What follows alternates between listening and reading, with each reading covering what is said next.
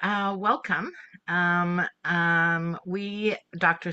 Kondrashov and myself, are very pleased to join you all today to present on revolutionizing social work education, the on-off the ground cohort model as a sustainable future for accessibility and inclusion. We are both from Thompson Rivers University and we're associate professors in social work. Next slide. We're very pleased to join you from the traditional and unceded territory of the Secwepemc Nation within Secwepemc Ulu. This territory has always been a place of teaching, learning, and research by which our practice is both informed and accountable. Kamloops is in BC. We are a city of about 100,000 people, and we are located about 3 hours from Vancouver. Kamloops is the home for Thompson Rivers University, and our university has about 15,000 students on campus and about 10,000 students who also do online. What we want to do is talk about the incredible importance of having on-off cohort models. Next slide. So the on-off cohort model is the brainwork of my wonderful colleague, Dr. Kondrashov.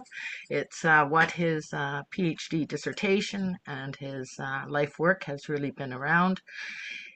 It is about transforming social work education to make sure that it is accessible and inclusive for all students.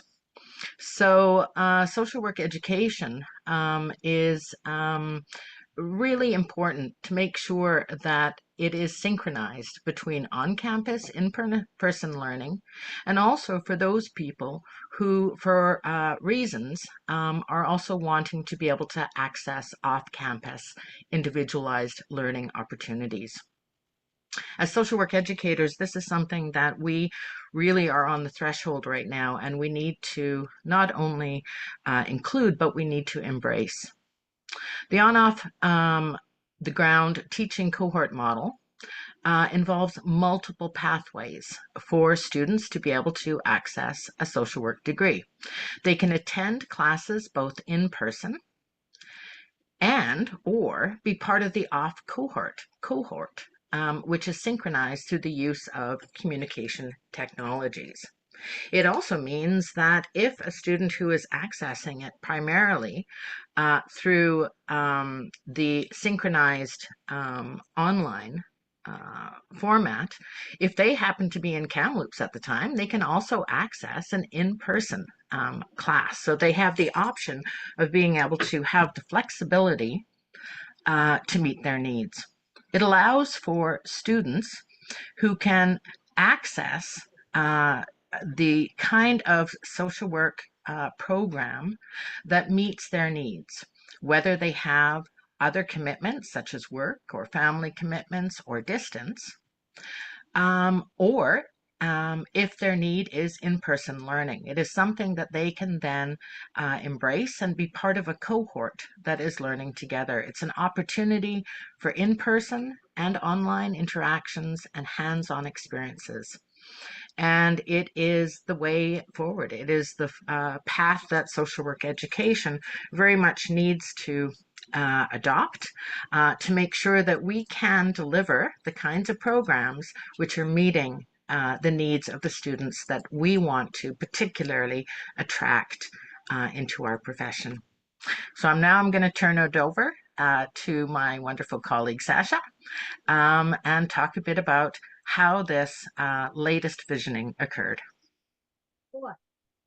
Thank you.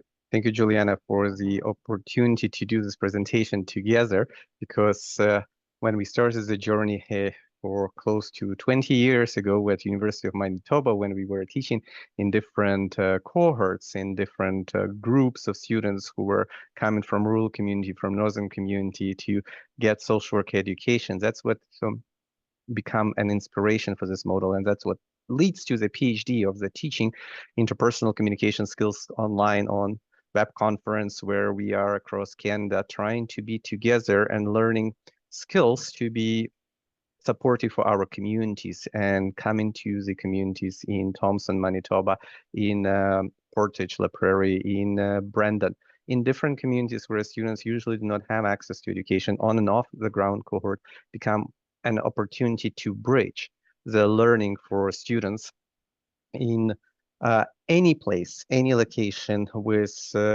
opportunity to be in class through technology as we do right now by Zoom, where we are connected while located on Seclamic territory. And that was an opportunity for us before I start my sabbatical research to be prepared to work together. And I'm so grateful with Dr. Juliana West, we were able to have the series of gatherings every evening. And we want to share with you how it was so helpful to reconnect with all curriculum, with all courses, because to make sure that it's a program, the program which is connected in values, connected in anti-oppressive, anti-privilege work, and connected in the way of bringing from people from around the world. And we have students from my tags join this gathering. We have my practicum student were there.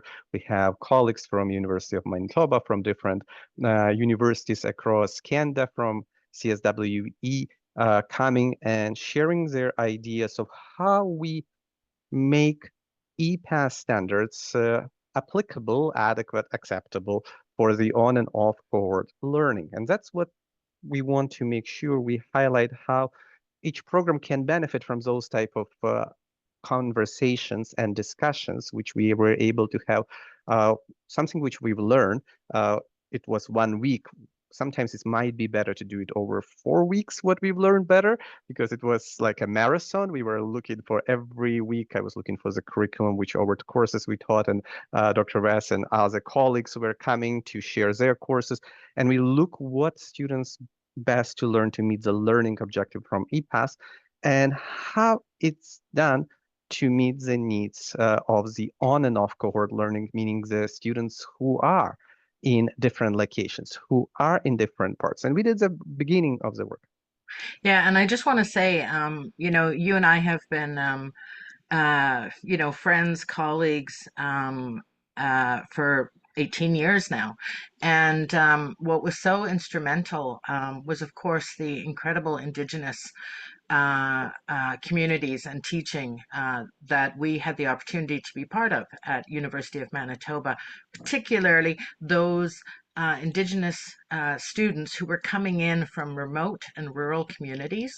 And we were so inspired by their commitment and desire to be able to access social work education when very frequently social work education is not accessible to particularly remote and rural communities, remote and rural Indigenous communities. And so that's why I'm so excited about this. It's about making sure, right, that we can meet the needs and we can make sure that we are making accessible programs to the very students that we very much want to become the face and the conscience of this profession. And so, yeah, want to hear It more.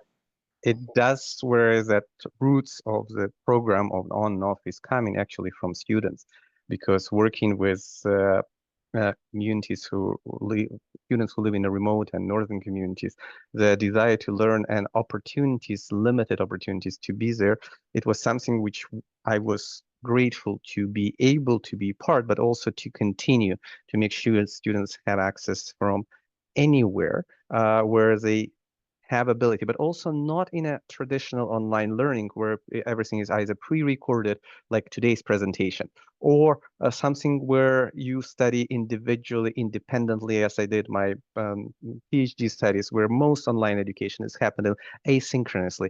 The idea is how we can create a cohort which was similar to the one in Portage La Prairie in Brandon, where people supported each other, where people learn from each other, where knowledge happened in a live format, where people can share the knowledge freely. and learn from each other while at the same time being able to access education from the place where they live.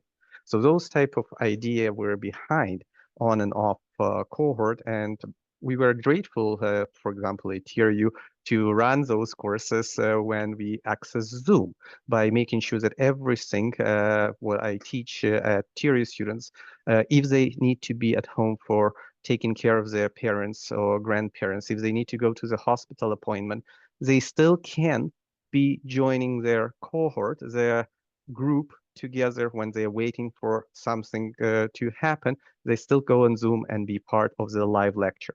Yes, it is not always perfect because we don't have the classroom spaces, particularly designed for on and off, but this is where we want to learn. That's what a discussion will be of this presentation. And finally, hopefully one day, we'll find a university which will be able to do as a full cohort, because that's what we were trying to make it happen by analyzing every course, and how important to have advisory cohorts, to have my students who take in these classes from indigenous community, from northern community, sharing their insight, what was helpful in a curriculum, what activities are important for their local knowledge to be shared, and how we can embed it into the course design to be flexible and adaptable, and at the same time focusing on EPAS standards, which we require to fulfill no matter which university across Canada we are doing. So that's how we work at the beginning. If you look from the first slide to the second slide, the first slide, it was that plan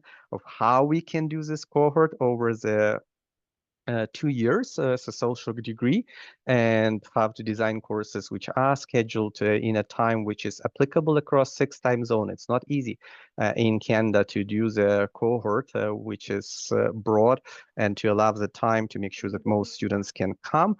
That's something which we always need to be cautious to make it accessible for students who are working, who are parenting, who are working in different time zones. So everything is recorded as we're doing right now. So people who cannot come will have access to it, but they're not required to come, but they're welcome and encouraged where they can learn together. And that's something which is very important. And they have that option. They have the classrooms, they have the space, they know the instructor will be there for the regular duration of every class, which we do on campus. That's what on and off is. And that's how it was started originally, for similar to what we've done in different cohorts at University of Manitoba.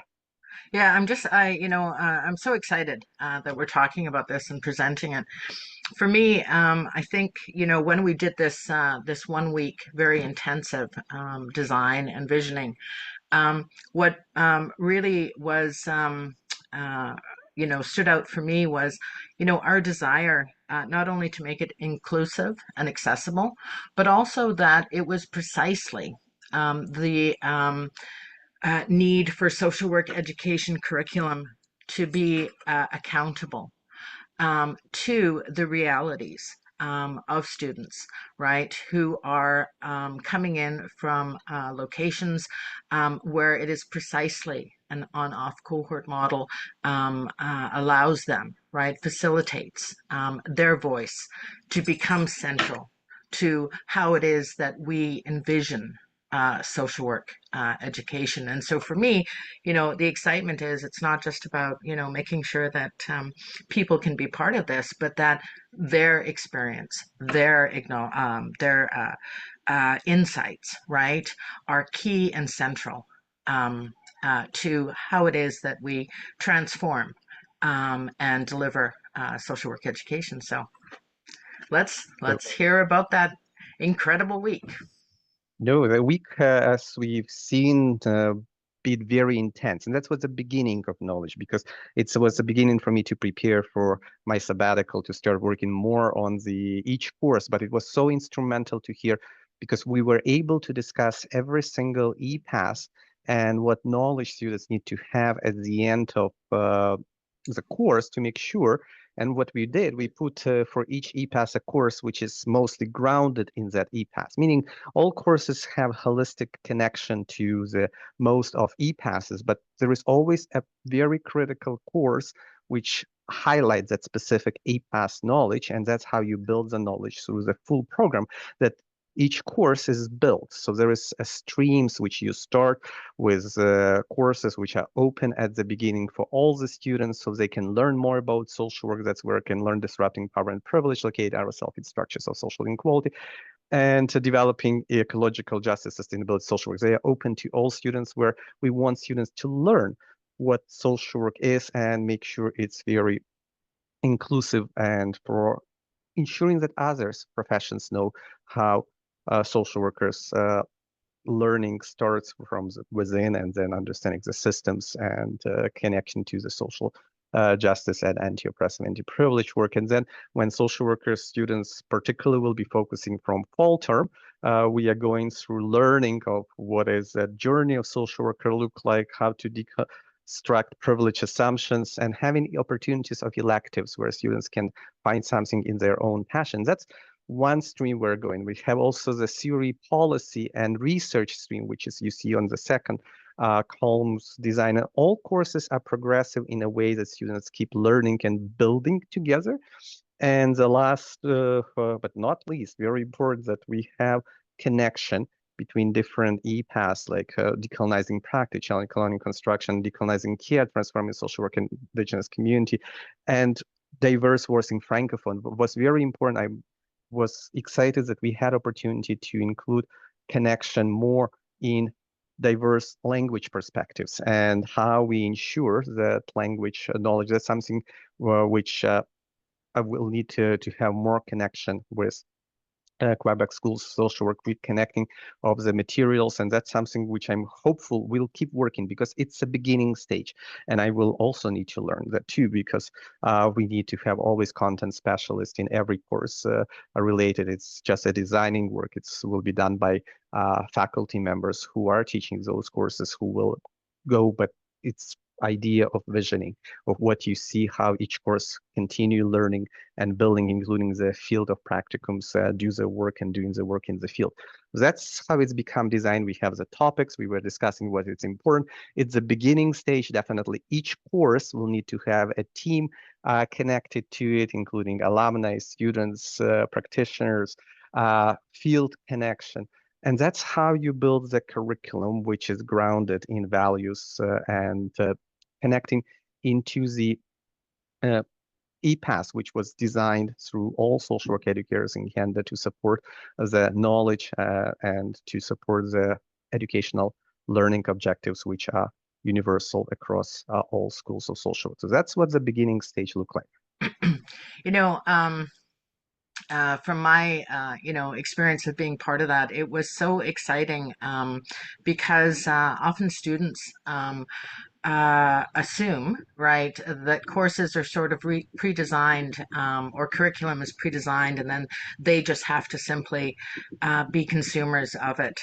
What came out of it was this incredible excitement and delight where students were saying, wait a second, you mean we can be part of this design and visioning? And it's like, not only can you be, but you should be, right? Because social work curriculum needs to be just like territorial acknowledgements, not just statements. They need to hold very um, um, uh, uh, important accountability to the very people, right? That we are ethically mandated to serve and to serve in terms of social justice. And so, I want to highlight some of the incredible pieces. It's about deconstructing privileged assumptions, right? Which is, a very important starting place.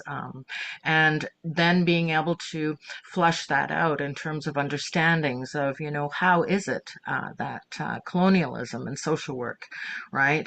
How are those very current and present, not just historical realities? How do we move to decolonizing practice? How do we make sure that diverse voices, francophone and rural communities are included in a substantive way? It's about making sure that we understand how does that translate into policy, not just receiving it, but also being part of making sure that progressive policy, right, is always something that we're working with. And so, yeah, just, uh, my last point is the beautiful piece about this kind of a model on off cohort model is being able to bring in the expertise of practitioners across the country, right? And social work educators as guest speakers. Because students, of course, as much as we wish that they would take instructors' words in as, nuggets of goodness. The reality is that they love to hear from people who are actually working in the field. And that is the beautiful piece, right? That we take the course content from not just a theoretical understanding, right, and an ideological, and how do we integrate that head and heart, but how does that actually translate into the real world? So, yeah. That's something which is, I think, our experience and over 18 years of teaching social work courses in number of universities. For me, that's within 5 universities across Canada and even Ukraine University and International Social Work. All of those experiences allow us to have the voices represented by connecting with students and becoming alumni. And that's something which I'm highly value of that connection from the time when I start teaching to now with students who are practicing social workers, who are doing the work and making sure that they inform me in terms of what will be the most important trend to include and what is current concerns which we need to address in a field. And that's how I start with the courses which I taught to redesign those courses to make them more accessible, applicable, affordable, adequate, acceptable, whatever I teach in policy courses, we all the A words, and that's how the model will keep evolving. Because once we find a university which will be able to continue with this model focus and development courses which are open to students across borders, across countries, across provinces. We are now seeing the more connection across Canada. This is an opportunity to bring social workers from coast to coast to coast together in sharing the curriculum, which is not only asynchronous, but it's synchronized with lived experience of people across the world. It's both. It's allowing people to be flexible, adaptable, and learning to support their home communities wherever they live and do this work in time when it's most possible for them to continue their study education. And this is the beginning because I'm currently working on an MSW on and off cohort. We will be working on each course continuously designed. We still haven't done assignments, for example, work on what will be the best way to assess knowledge in an AI environment. We are moving in a different way of how to do assessments, what will be the most applicable at this time. All of this, it's evolving work, but it's good to share what we've done so far in a way of bringing together the knowledge and skills of teaching and learning in 20 years across provinces from Manitoba to British Columbia, and for me connecting with Dalhousie University and Wilfrid Laurier. All of those knowledges comes to the part where we all can learn from each other. And the most important, we can include and expand the table of designers and course voices to make sure that the future of social workers are holistic in education and in everything what we are doing in our practice in teaching, in research and policy. One thing that you said really stood out for me is, it's just not just asynchronous, but it's synchronous. For me, that is on a multi-level. I know that, yeah, many universities are working towards blended delivery models. We certainly saw the need come out of that during the pandemic. What I would say is, very unique about this model is that it's not just about having a more diverse um, platform that is accessible, but it's about making sure that the synchronicity, right, is coming in, as you said, to make sure that students, right, are key, uh, um, they're at the table in terms of how it is that our curriculum right, is being designed, how it's being delivered, that their experiences, that their reflections, right, are taken in as a core foundation, rather than sort of, okay, ignore, right, your wisdom, and here's some course delivery that you need to take in. I think that's what really makes this model unique, is that it's synchronous on multiple levels. Certainly, you and I learned so much from that week. It was just like it was just like this. Oh, it's like birthday time. All these wonderful new gifts. And at the same time, students who were part of this, they had an equal sense of delight and possibility. It's like, wait a second, like this is transformational. So yeah, I'm so excited about this model. I think I'm so privileged, right, to be able to work with you, because certainly this is your area of expertise.